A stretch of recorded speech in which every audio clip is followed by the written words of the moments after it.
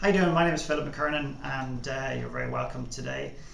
I want to share a moment with you. I wasn't going to do this, but I'm about to do something that's very, very important to me, and I wanted to share that moment with you. And that is the signing of my next book deal, which has just come in from my publisher, John Wiley and Son, which is an amazing publisher, amazing people, and obviously spotted something in me, and really have gotten behind me and believe in me, and very, very, very exciting. But before I do that, I wanted to talk a little bit about something that's very, very core to chasing something that you want, and that is the whole concept of how badly do you want something. I remember many years ago I was working with a client in Ireland who basically said he wanted to speak internationally, he wants to do many of the things that I'm doing now.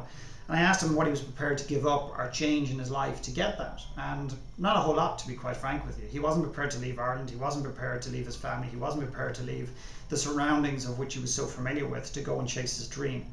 I did do that. Doesn't mean I deserve to be successful, but it's part and parcel of that journey.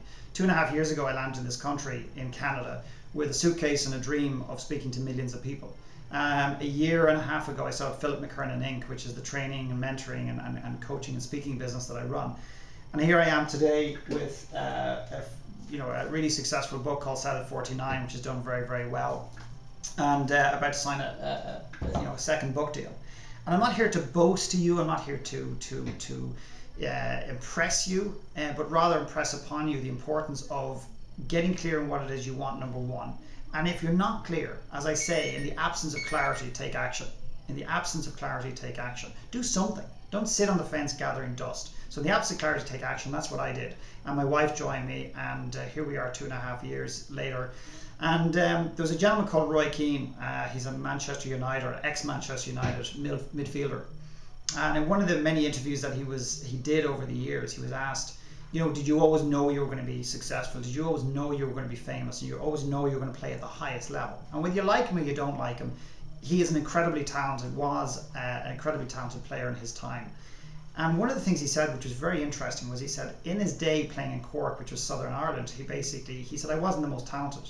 He said there was at least 2 guys above me that had more talent than I had. He said the difference is I wanted it more. If you listen to that, I said, I wanted it more. In other words, he worked harder. He made the sacrifice. He gave up the drinking on a Friday night to go and work out or whatever he happened to do.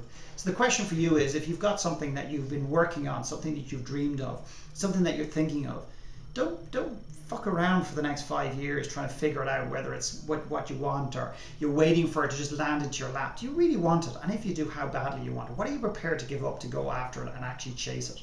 So on that, I'm just going to share this with you. It might seem like a bit weird because it wasn't something I was going to do, but here it goes.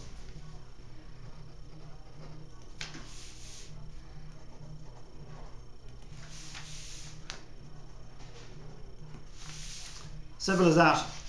I can tell you one thing, if a dyslexic boy from a small village in Ireland can do this shit, you can do absolutely anything you want to. You just got to believe you can do it, and you've got to take action. You just got to get off your ass and do something. I promise you, that's all it takes. Thank you.